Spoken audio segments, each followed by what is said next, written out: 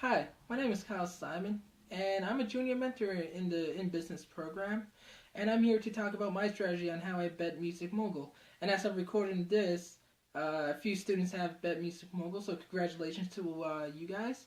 I bet Music Mogul on month 26, and the students were a lot faster than me. They betted on months, I believe the fastest one was month 16, so they were they probably did a lot better than I did. Uh, but I'm here to talk about what I did. I decided to go to Toronto because Toronto was the most populated city, and I figured if it's the most populated city, then I could probably sell or uh, get more local fans and will be able to sell out more shows, which will be more profit for me. So when I went to Toronto, I actually didn't take out a bank loan.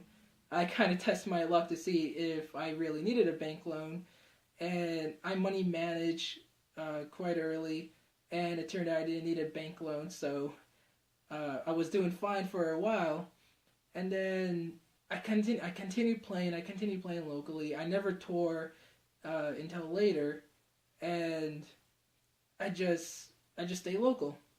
I bought advertising. I bought a lot of advertising actually. Um, and then maybe after like month 13 I decided I would go tour, and I toured about 18 cities, and I realized I wasn't making as much money as I was when I was staying in Toronto. And so I decided maybe I could probably reach the 1,000 goal faster than getting all 39 towns, because I was afraid if I continue touring I'm going to go bankrupt, and I didn't want to lose my progress. So I went back to Toronto, and I just stayed in Toronto until I finished the game. Um, so for merchandises, what I did was after each show I would record how much I sold, and then if I noticed that I sold a lot, I would increase the prices just a bit. And I would continue doing this until I noticed that I wasn't selling a whole lot, and I would decrease the price a little bit to the point where I feel like I was making the most profit out of it. Uh, and then I actually bought 10,000 shirts, 10,000 posters, and 10,000 CDs at one point. I probably didn't need to buy that many. I probably would have been able to complete the game a lot faster if um, if I didn't buy that much merchandise, but I did. I stayed away from stadiums. And the reason why I stayed away from stadiums was because when I played at arenas, even though I had 18,000 local fans in Toronto, and my advertising in Toronto, or the hearts in Toronto, were all 5 hearts, and as I dramatically decreased the ticket prices, I wasn't even selling out any shows, and I still haven't figured out why I wasn't selling out my shows, even though I took the ticket price all the way near the bottom. So I figured if I go to a stadium, and stadiums cost a lot. Stadium costs up to like 200, $300,000, and I feel like I would never be able to sell out my show, and I'll probably lose more money than gain. So I just stayed in arenas and theaters where I would always sell out my shows and always make a quick profit. Um, so that's what I did up until I got to $1 million. Um,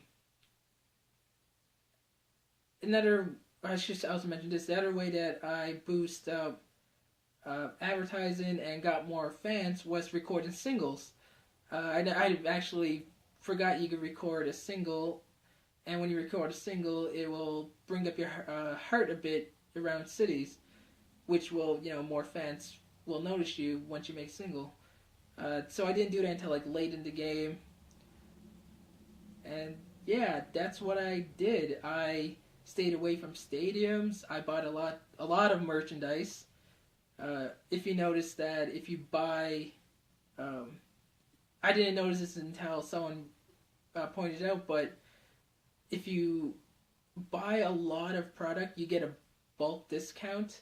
So instead of paying full price for a bunch of items, you could get a discount. So the max discount you could get is 30% bulk discount. So that's what I did. I would always buy up to 30% bulk discount, and I'll buy it, and then I'll sell all that, and then go back and buy some more merchandises.